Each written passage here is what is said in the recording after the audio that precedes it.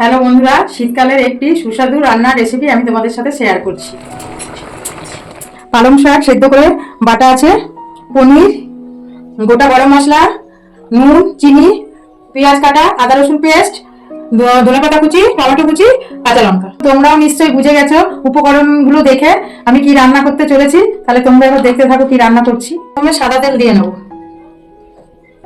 গরম হয়ে গেছে, সামান্য একটু নুন ছিটিয়ে আমি পনিরগুলো ভেজে নেব। অনেকে এই পালং পনিরটা কাঁচা পনির দিয়েও করে, কিন্তু আমি একটু হালকা করে ভেজে নিই। এটা দিয়ে নেব। পেঁয়াজগুলো ছাড়বো,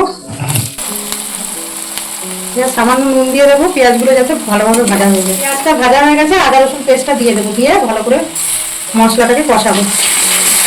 ভালো করে কষানো হয়ে গেছে, এবার টমেটো আর কাঁচা লঙ্কাটা দিয়ে আমি কষাবো। কষে গেছে, এবার পালং শাকের পেস্টটা আমি অ্যাড করবো। যেহেতু এটা পালং পনির হবে, সেই জন্য আমি এখানে হলুদ ব্যবহার করব না। এবার পনিরগুলো দিয়ে ভালো করে কষিয়ে নেব।